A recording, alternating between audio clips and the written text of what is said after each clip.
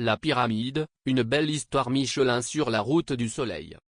Premier restaurant 3 étoiles de l'histoire du guide Michelin, la pyramide reste, 200 ans après sa naissance à Vienne en Isère, une étape incontournable de la mythique Nationale 7 pour les voyageurs gourmets qui descendent vers le sud.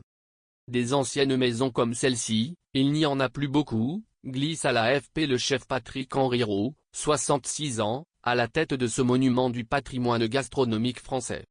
L'établissement, aujourd'hui estampillé 2 étoiles au prestigieux Guide Rouge, est installé dans une imposante bâtisse classée relais et château 4 étoiles, située non loin d'un obélisque romain auquel il doit son nom.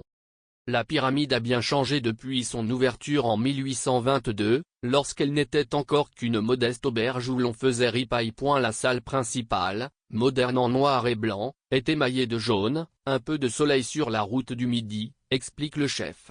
Au beau jour, les clients peuvent faire le plein de lumière attablée entre les buis du jardin. Sa réputation n'est plus à faire depuis l'obtention en 1933 de ses 3 étoiles au Michelin, conservées durant 53 ans grâce au célébrissime chef Fernand Point. Se formera dans ce chaudron de la cuisine française toute la crème de la gastronomie tricolore, les frères Trois-Gros, Alain Chapelle ou encore Paul Bocuse, dont Fernand Point a été le maître à penser. Moins de crème. À une trentaine de kilomètres au sud de Lyon, Vienne fut aussi une étape quasi obligatoire de la route des vacances, la N7 direction la Côte d'Azur, très prisée du temps de l'essor de l'automobile et des congés payés. Publicité.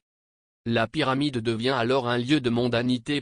Parmi les signataires de son livre d'or, Picasso, Jean Cocteau, ou des stars américaines comme Clark Gable, Joséphine Baker.